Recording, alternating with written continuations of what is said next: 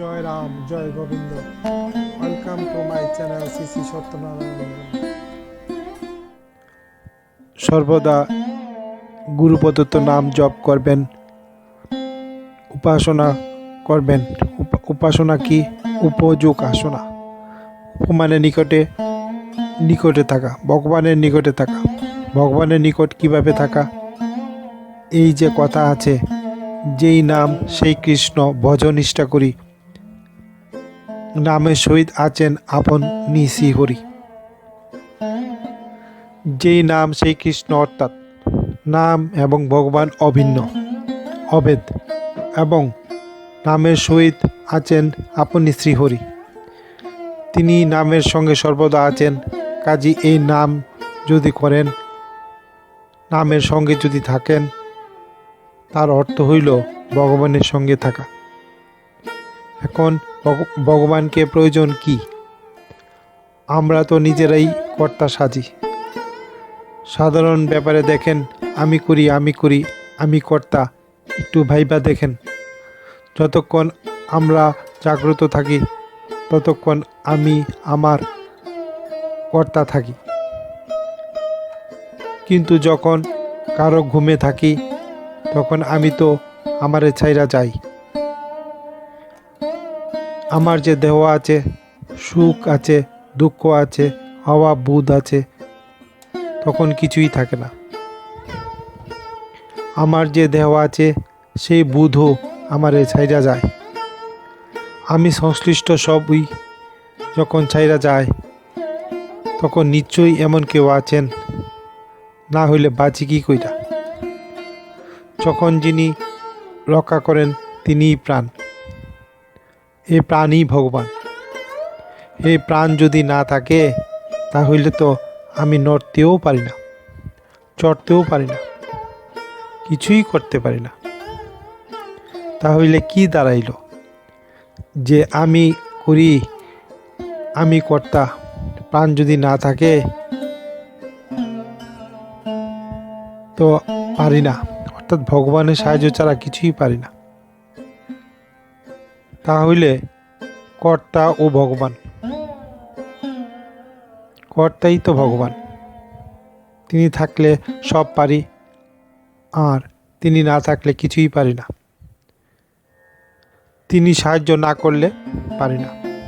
সেই জন্য সর্বদা ভগবানের শরণাপন্ন হইয়া থাকিতে হয়। তিনি কর্তা, কর্তার সঙ্গে অন্যের সম্পর্কটা কি? কর্তা থাকেন প্রধান।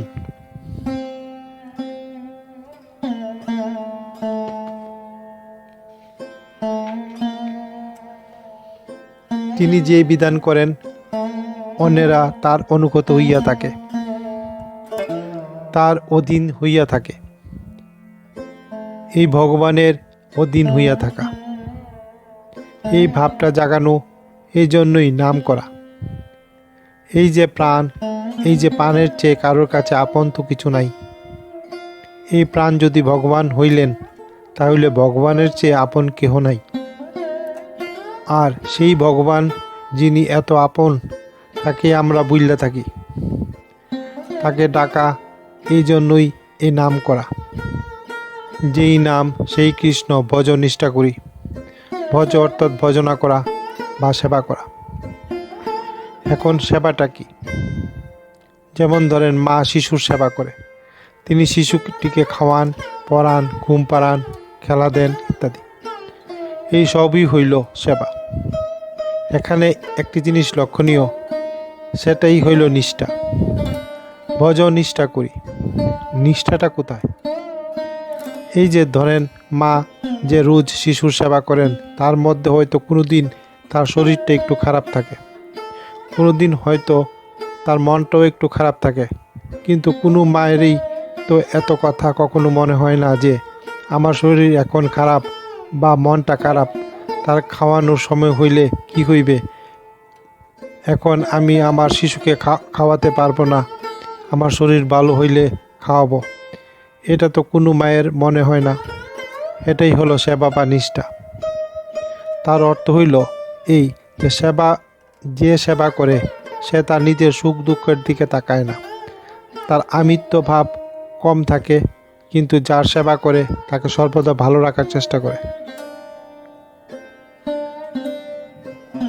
ভগবানের সেবাও এই রকম। এই নাম করতে করতে প্রথমে একটু অসুবিধার সম্মুখীন হয়, ওই যে মন স্থির হয় না, বেশিক্ষণ নাম করতে ভালো লাগে না, এটাই যে হয় এও একটা অবস্থা। যেমন ধরেন, গাছের যে একটা ফল পাকে সে তো একদিনে পাকে না। প্রথমে গাছে একটা ফুল আসে, তার থেকে করা আসে, সে করা অবস্থা পার হইয়া ফল যখন বড় হয় তখন কাঁচা অবস্থা, কাঁচা অবস্থা পার হইয়া গিয়া হয় আধা পাকা অবস্থা। এই অবস্থাটাও পার হইয়া ফলটা যখন পাকে তখন মিষ্টি লাগে, তখন ভালো লাগে বা আনন্দ লাগে। সব ব্যাপারেই সেই পাকার জন্য অপেক্ষা করতে হয়। এই যে ভালো লাগে না, মন স্থির হয় না, এটাও একটা অবস্থা। এই সময়টা শুধু ধৈর্যের দরকার। নাম করবেন, নামকে ধইরা থাকবেন, ভালো লাগুক মন্দ লাগুক, নামকে ছাড়বেন না। ভালো লাগা মন্দ লাগা মনের ব্যাপার। মনের সেবা করতে চাইবেন না, মনের সঙ্গে যুদ্ধ করার দরকার নাই, মনের সঙ্গে সাই দিয়া চলার দরকার নাই, ওই দিকটা লক্ষ্য করবেন না।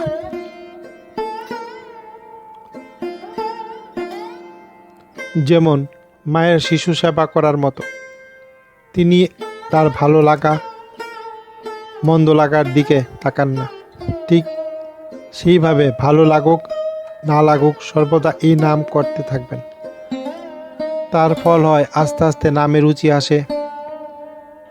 এই ভালো লাগে না অবস্থার পার হইয়া গিয়া ভালো লাগতে থাকে, তখন বলে নামে রুচি। রুচিটা যখন পাকে তখন একটা তন্ময়তা আসে। এই তন্ময়তা যখন পাকে তখন ধ্যান হয়। সেই ধ্যানটাও যখন পাকে তখন সমাধি হইয়া যায় বা যোগ হইয়া যায়। যোগ মানে মিলন। মিলনটা কি? সাধারণভাবে দেখেন, প্রথমে দেখা হয়, ভাব হয়, তারপর মিলন হয়। নামকে সেই প্রীতির ভাব ধরবেন। নামের সঙ্গে দেখা হইল, ভাব হইল, যত ভাব করতে পারবেন তত তাকে কাছে পাইবেন। কাছে পাইতে পাইতে তখন শেষ অবস্থায় ওই যোগ আসে, তখন আমিটা একবারে চলিয়া যায়। সেই সেবায় যেমন মা তার আমিত্ব বুইল্লা গিয়া তার শিশুর সেবা করেন, শিশুকে ভালো রাখার চেষ্টা করেন, নাম করতে করতে সেই অবস্থাটা আসে। যখন আমিত্ব একেবারে লোপ পাইয়া যায়,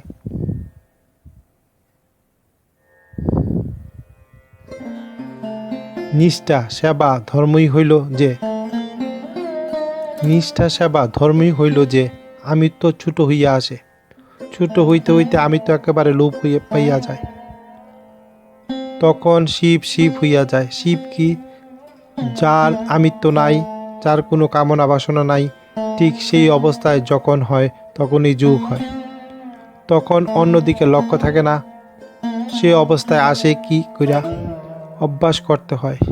এই যে অভ্যাস করা, এটাই তপস্যা। উঠতে বসতে চলতে ফিরতে যা কিছু করেন পদে পদে নাম স্মরণ করবেন, ইষ্ট স্মরণ কইরা সব করবেন। প্রতিদিন সুবিধা মতো কিছু সময় ঠিক কইরা যখন কাজকর্ম থাকে না তখন বৈশা নাম করবেন। এটার অর্থ এই না যে যতটুকু সময় বৈশা করলেন ততটুকুই নাম হইল। এছাড়া নাম সর্বদা জপ করা, যেমন প্রাণে ছাড়া যেমন এক মুহূর্ত থাকতে পারে না, সেই প্রাণকে আশ্রয় কইরা তার চিন্তা করা বা ডাকা, এটাই তো এক মুহূর্ত ছাড়া নাই। তবে সেই অবস্থায় আসে অভ্যাস করতে করতে। তাড়াতাড়ি কইরা কিছু হয় না, তাড়াতাড়ি করতে চেষ্টা করবেন না। সেই আম পাকার মতো সব অবস্থা আস্তে আস্তে পার হইয়া যাইতে হয়। তাড়াতাড়ি করলে কি হয়? আপনি পাকা ফল খাইতে চাইলেন, ফলটা কাঁচা আছে, তখন তাতে নুন বা চিনি মাখাইয়া খাইতে হয়। তাতে কইরা পাকার স্বাদ পাওয়া যায় না। কাজেই ধীরের বসে ধৈর্য ধরিয়া সর্বদা নাম করা। নাম যেমন ভাবে একজন আরেকজনকে ডাকে, সেইভাবে ভগবানকে ডাকা। ডাকতে ডাকতেই ভগবান জাগেন, ডাকতে পারলে তিনি আসেন। যেমন গীতা রাবণের অসুখ বনে পুইরা তাকে ডাকছেন, তখন তিনি আসছেন। দ্রৌপদী দুর্যোধনের রাজসভায় যখন অপমানিত হইয়াছিলেন, তখন 2 হাত তুইলা ডাকছেন, সেখানেও আসছেন। দেবকী কংসের কারাগারে কংসের অত্যাচারে জর্জরিত হইয়া ডাকছিলেন, সেখানেও তিনি আসছেন। অদ্বৈত কোথায় নারায়ণ বইল্লা অহংকার করিয়াছিলেন, তারপর মহাপ্রভু আসিয়াছিলেন। ডাকার মতো ডাকতে পারলে তিনি আসেন, দেখা দেন।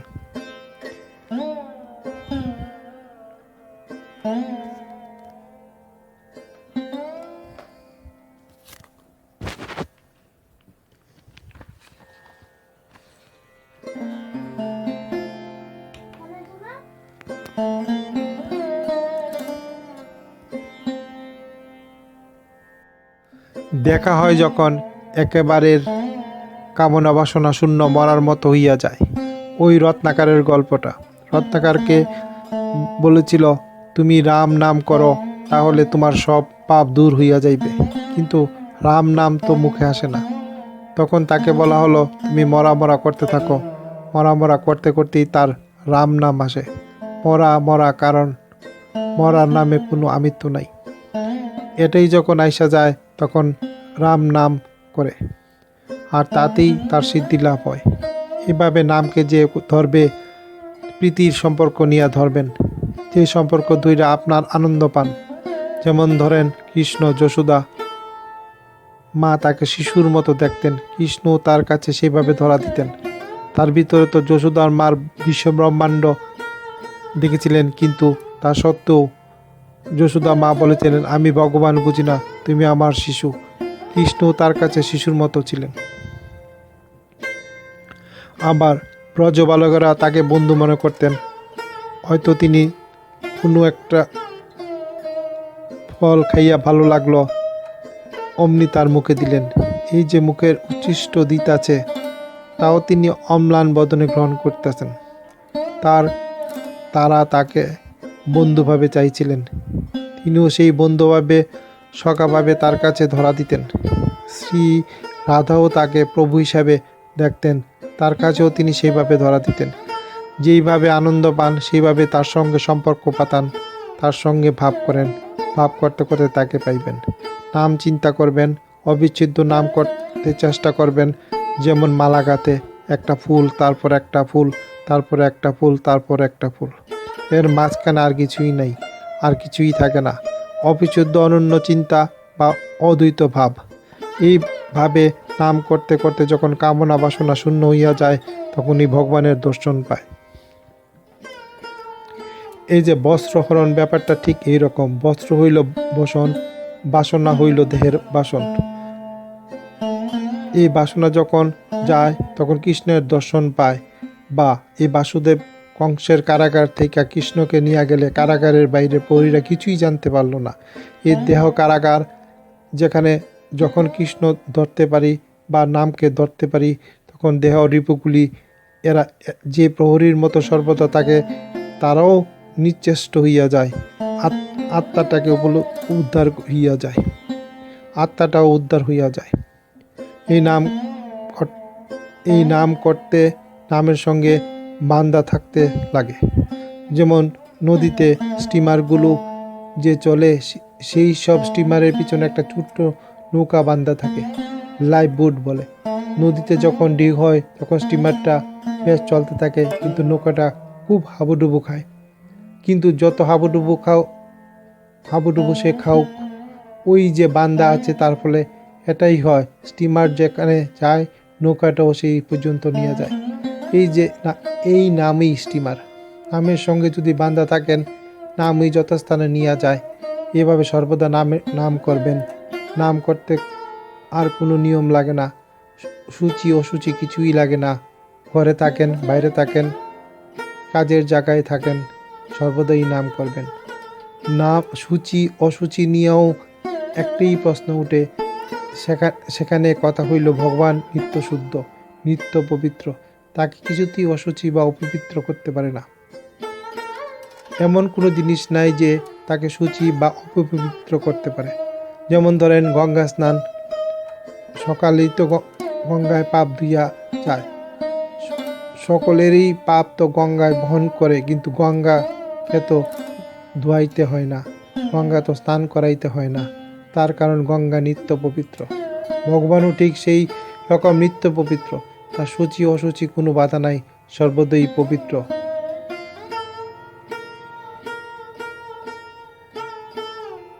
জয় রাম, জয় গোবিন্দ, গুরুদেব সবার মঙ্গল করুন। আলোচ্য বিষয়টি নাম সম্বন্ধে শ্রীমৎ ভবতোষ বন্দ্যোপাধ্যায়ের স্মরণিকা গ্রন্থ থেকে পড়া হলো। জয় রাম, জয় গোবিন্দ।